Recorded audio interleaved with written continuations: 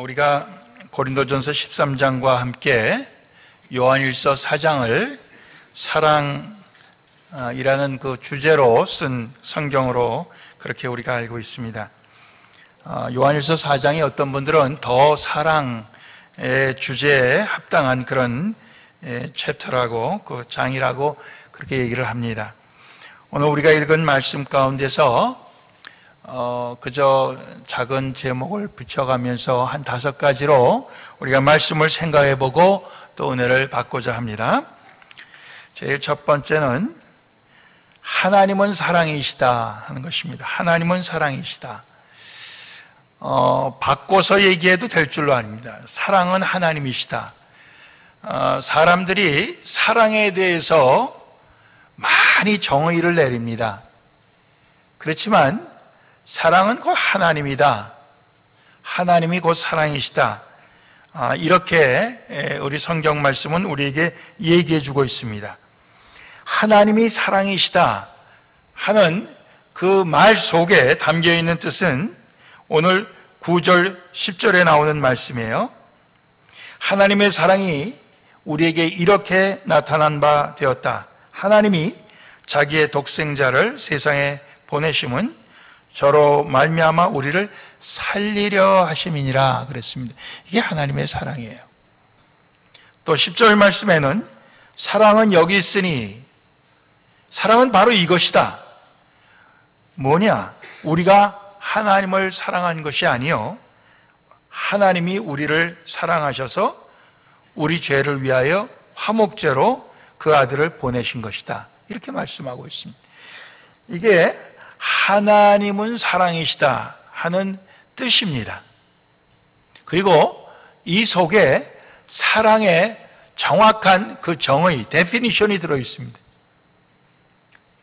세상에 사랑을 주제로 문학작품도 있고, 또 음악, 노래도 있고, 또 영화도 있고, 별의별 것이 다 있고, 우리 삶 속에서도 참 그 사랑에 의해서 우리가 다 이렇게 움직이지만은, 그러나 그 사랑이 오늘 우리 인간들이 하는 사랑은 다 친화력, 영어로는 affinity라는 말 쓰는데요, 친화력으로 맺어지는 사랑입니다.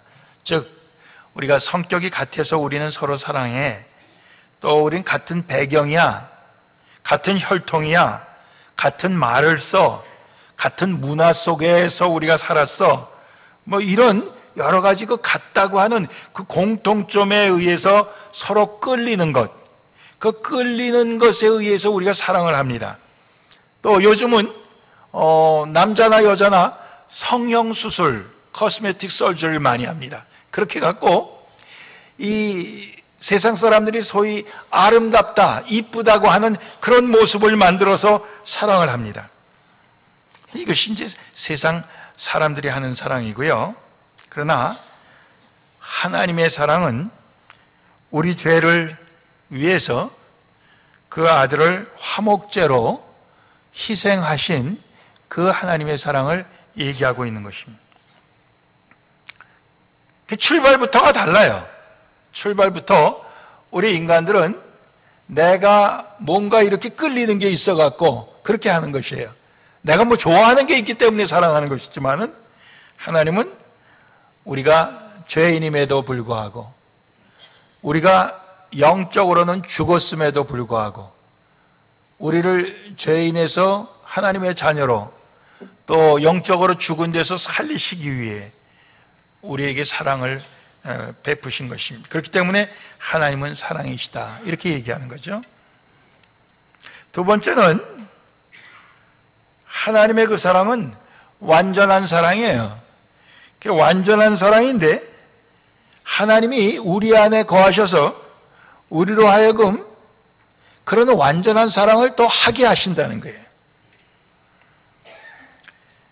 오늘 11절, 12절 말씀이 그걸 우리에게 얘기해 주고 있습니다. 하나님이 이같이 우리를 사랑하셨은즉, 즉 외아들을 우리에게 보내셔서 죽은 데서 살리시고 죄 가운데서 우리를 구원하신 그런 사랑을 하셨은즉 우리도 서로 사랑하는 것이 마땅하도다.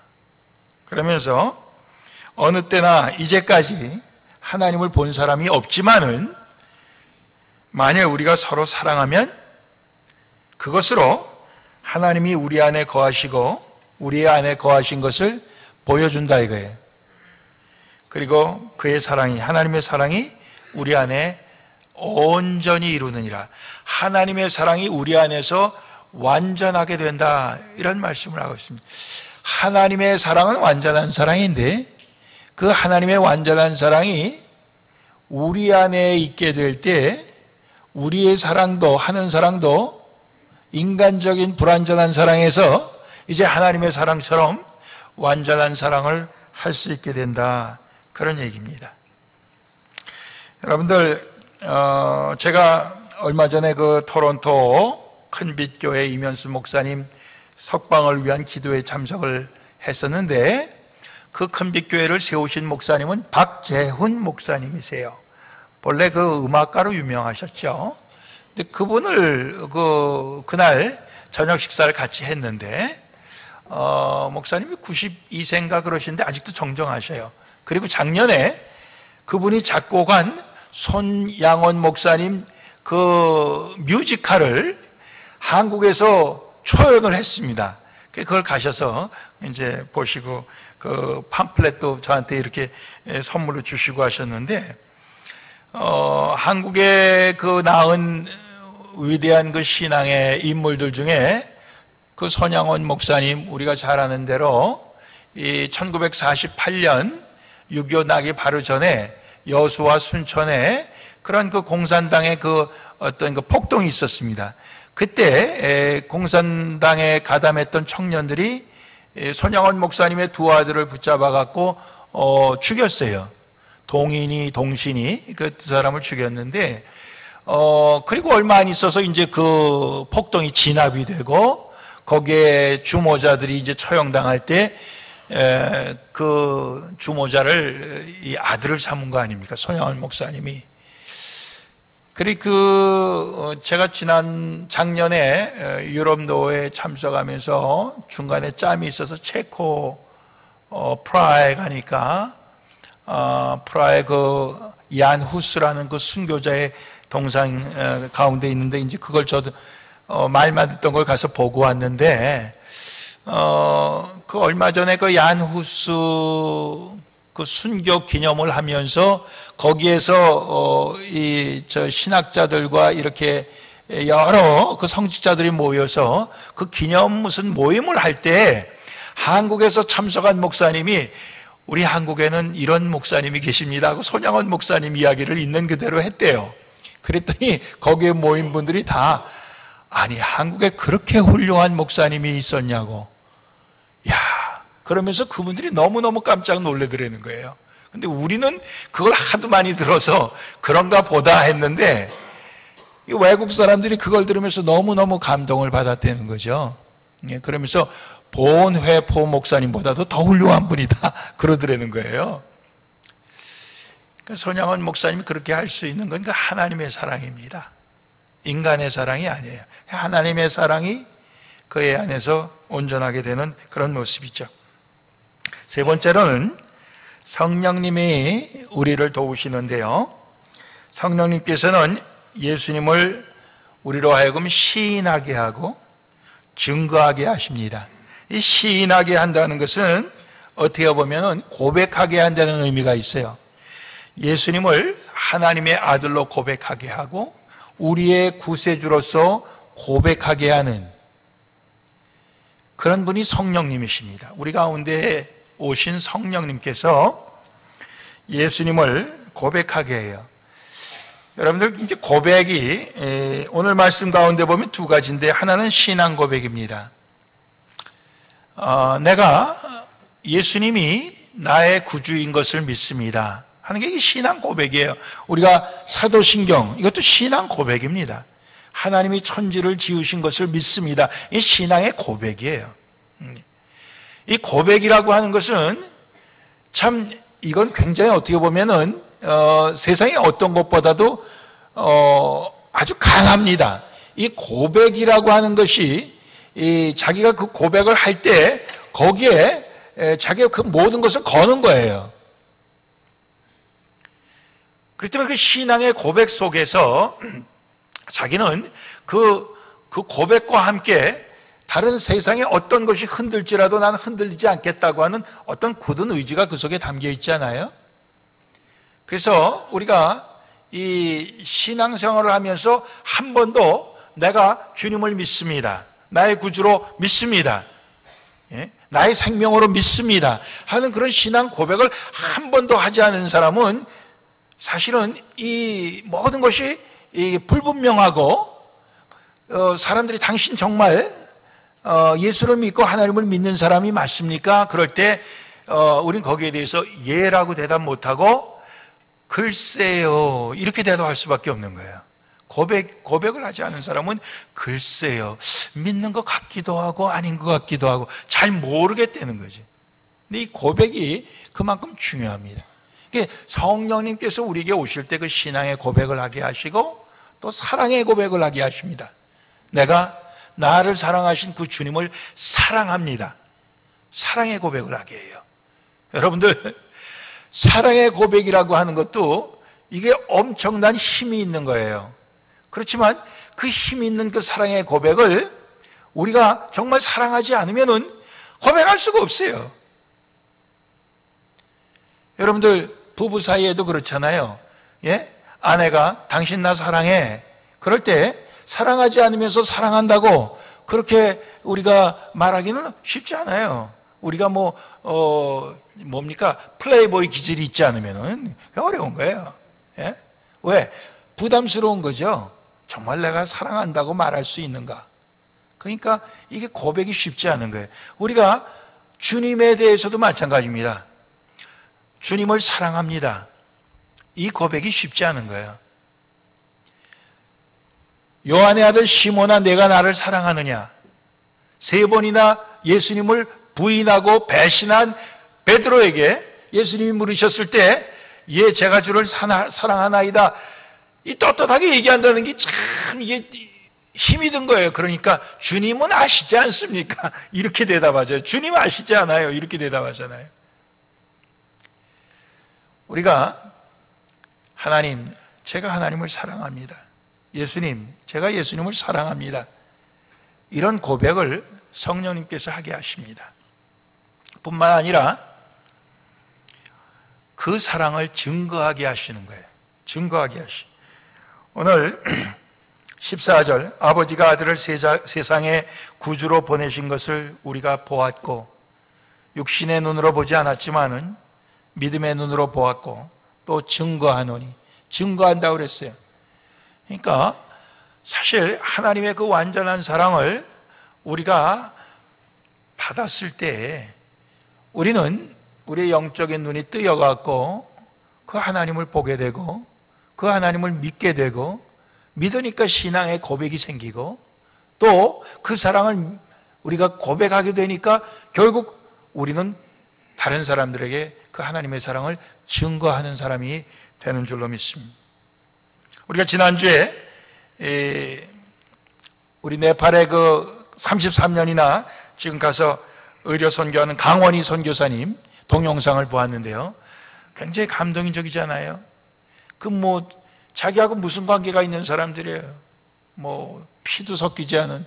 근데 거기에 가서 그 하나님의 사랑을 그들에게 증거하고 나누고 하는 그 모습 속에서 성령님께서 하시는 일, 하나님께서 하시는 일, 자기로서는 도저히 할 수 없다는 그런 고백을 그가 하는 것을 우리가 들을 수가 있었습니다. 마찬가지예요. 오늘 우리도 정말 하나님의 그 완전한 사랑을 믿고 그 믿음의 고백과 또 사랑의 고백과 또 그 하나님의 완전한 사랑을 우리가 다른 사람들에게 증거하는 그러한 것이 바로 성령님께서 우리에게 해주시는 일입니다. 네 번째로는 하나님의 완전한 사랑은 두려움을 내어쫓습니다. 두려움을 내어쫓는 완전한 사랑입니다. 18절 말씀에 사랑 안에 두려움이 없고 온전한 사랑이 두려움을 내어쫓는다. 두려움에는 형벌이 있다. 이렇게 말씀하고 있습니다. 우리가 마태복음 25장에 보면 달란트 비유가 나오는데 그 달란트 비유에서 주인에게 책망을 듣고 주인에게 처벌을 받는, 내쫓기는 그런 종이 하나 나오는데, 그 사람은 자기가 받은 그 한 달란트를 갖다가 땅속에 파묻어 두었다가 그대로 가지고 주인 앞에 마지막 나타난 사람이에요. 그가 그렇게 하게 된 데에 대한 자기의 이유를 얘기합니다. 그 이유가 뭐냐면, 주여, 당신은 굳은 사람이라 심지 않은 데서 거두고 해치지 않은 데서 모으는 줄을 내가 알았으므로 두려워하여 나가서 당신의 달란트를 땅에 감추어 두었었나이다. 두려워하여 이렇게 나와 있습니다. 예. 온전한 사랑이라면 두려움이 없을 텐데 그에게는 온전한 사랑이 아니에요. 그렇기 때문에 두려움이 있었다는 거예요. 주인에게 대한 두려움이 있었어요. 여러분들, 두려움은 형벌을 가지고 온다. 두려움에는 거기에는 페널티가 있다, 그런 얘기예요. 그 페널티가 뭡니까? 결국 그는 주인이 맡겨줬던 걸 다시 빼앗고 그를 바깥에 쫓아내는 그런 모습입니다. 여러분들, 우리가 하나님의 완전한 사랑을 받았을 때 그 완전한 사랑을 갖고 나가서 착하고 충성된 종으로 그 사랑을 나타내 보이지 아니하면은 우리 가운데는 두려움이 있게 된다는 거예요. 그리고 그 두려움은 마지막에 주인 앞에 서서 마지막 심판을 할 때, 심판하는 날이 있을 때, 그건 우리가 하나님 앞에 마지막에 설 때예요. 그때 우리는 결국 형벌을 받는다는 거예요. 그러나 그럴 때 두려움 없이 설 수 있는 것은 뭐냐? 하나님의 완전한 사랑을 우리가 이 땅에서 결국은 베푸는 것이고 그 사랑을 우리가 행하는 것입니다. 여러분들, 이제 이 한 달란트 받았던 자가 두려워했다, 그런 말 나오고, 두려워하여서 그가 그것을 땅속에 파묻어 두었었다. 두려움 속에서 할 수 있는 것이 착하고 충성된 종으로서의 삶이 아니고, 너는 악하고 게으른 종이다, 그렇게 나중에 평가를 받잖아요. 악하고 게으른 종. 그러니까 두려움은 우리를 착하고 충성된 종으로 만들기에 부족한 거예요. 여러분들, 두려움 속에서 할 수 있는 것이 두려워서 충성을 한다, 뭐 그렇게 할 수도 있겠지만은, 그러나 오늘 두려워서 할 수 있는 것은 마태복음 25장의 예를 보면은 악하고 게으른 종의 변명에 불과해요. 근데 그 변명이 마지막 심판날에 통하느냐? 통하지 않습니다. 그게 통하지 않아요. 그러므로 오늘 우리가 하나님의 사랑을 받은 자들이 충성되게 살지 못할 때 우리는 두려움이 생기고, 그 두려움을 우리는 이겨보려고 변명거리를 만들어놔요. 핑계거리를 만들어낸다고요. 근데 핑계거리 만들어내갖고 내가 이 핑계거리 갖고 마지막에 심판을 모면하리라. 하지만 그게 모면할 수 있는 게 아니라는 거예요. 두려움에는 형벌이 따름이라. 완전한 사랑만이 결국 마지막 날에 심판 그 앞에서 우리가 담대함, 확신을 갖고 그 심판을 우리가 견딜 수 있다, 이런 말씀을 하시는 겁니다. 여러분들, 이해가 되십니까? 예. 그러니까 우리가 주님 앞에서 두려움이 있다, 그러면 내가 두려움을 이기려고 무슨 변명거리를 만들어 놓고 있는가? 그걸 우리가 생각해서 그 변명이 주님 앞에서 통하지 않는다는 것을 여러분들이 인정하셔야 됩니다. 인정하시고 오히려 우리가 확신 속에서 완전한 사랑으로 우리가 나아가야 될 줄로 믿습니다. 마지막 5번째, 그가 우리를 먼저 사랑하셨기에 우리가 서로 사랑하는 것은 그가 먼저 우리를 사랑하셨기 때문이다 이거예요.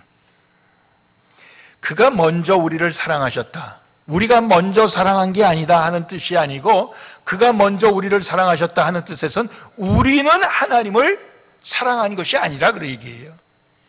우리는 하나님을 사랑할 줄도 몰랐고 하나님을 사랑하지도 아니했고 오히려 하나님을 멀리했던 그런 우리 존재들이지만은, 하나님께서는 그럼에도 불구하고 우리를 먼저 사랑해 주셨기에 우리도 서로 사랑하는 것이 마땅하다 그 말씀이에요.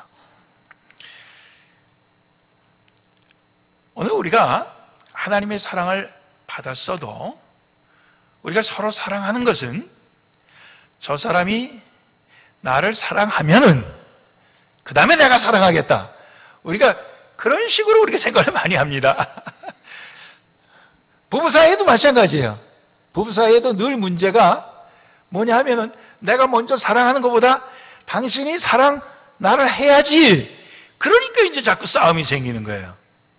당신이 나한테 잘해봐. 내가 당신한테 잘 안 할 수가 없잖아. 당신이 잘못하니까 나도 잘못하는 거지. 이래서 싸움이 생기는 거 아닙니까 다. 예? 그러나 우리가 먼저 사랑한다 이거예요. 저 사람이 사랑할 만한 좋은 게 없어요. 그런데 하나님이 우리를 사랑할 때 먼저 사랑할 만한 조건이 없어요. 그럼에도 불구하고 하나님이 우리를 먼저 사랑하셨듯이 우리도 먼저 사랑해야 된다 그 말씀을 하는 것입니다. 하나님이 우리를 먼저 사랑하셨기에 그 의미는 그거예요. 그러니까 우리도 먼저 사랑하셔야 된다 이거예요. 아직 사랑할 만한 가치가 없어요. 우리가 볼 때는 아직 사랑할 만한 모습이 아니에요. 그렇지만 우리가 먼저 사랑한다 이거예요. 이게 하나님이 우리를 먼저 사랑하셨다, 그 속에 담긴 의미입니다. 여러분들, 우리가 집안에서도 식구가 여럿이 있는데 다 우리 마음에 듭니까? 마음에 안 들어요. 남편도 마음에 안 들고 자식도 마음에 안 들고 아직 철 모르는 손주나 마음에 들까?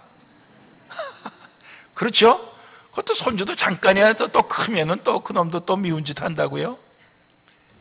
그러니 마음에 들어서 사랑할 수 있는 존재가 세상에 누가 있어요? 집안 식구도 그런데, 예. 여러분들이 목사인 제가 마음에 듭니까?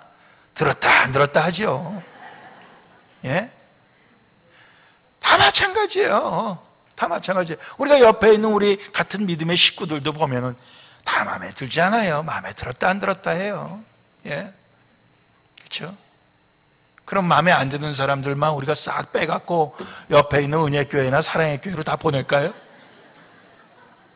예? 마음에 드는 사람만 여기 모아놓고 아마 한 사람도 안 남을 거예요.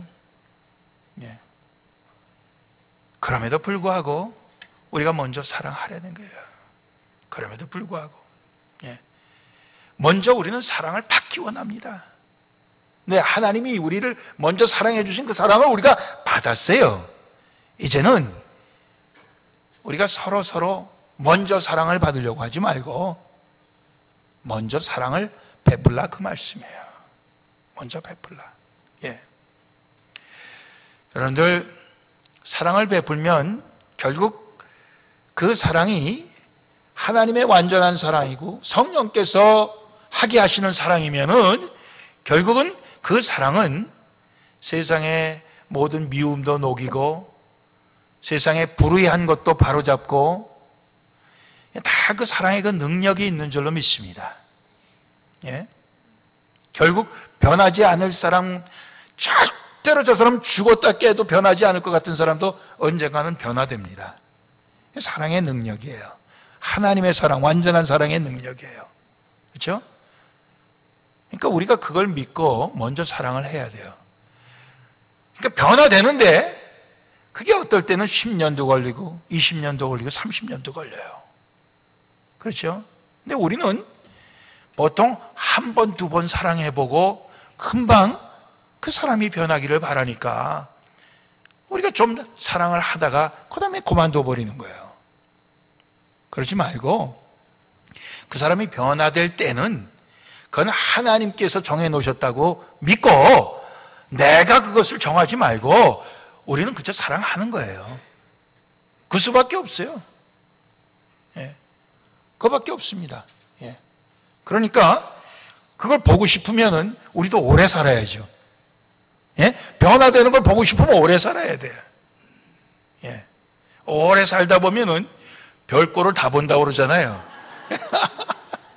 오래 살다 보면 별꼴을 다 본다 그러는데 이제 그게 부정적인 의미로 나쁜 꼴도 본다, 이제 나쁜 꼴을 많이 본다는 얘기인데, 그러나 우리는 오래 살다 보면은 사람이 좋게 하나님의 모습으로, 예수님의 모습으로 변화되는 그런 모습도 보게 되는 것입니다. 믿으십니까? 예. 그러니까 오래 하셔야 돼요. 오래 하셔야 돼요. 베드로가 한번 물었잖아요, 예수님께. 형제가 잘못을 범하고 와서 잘못했다고 용서를 구하면은 7번 용서해 주면 됩니까?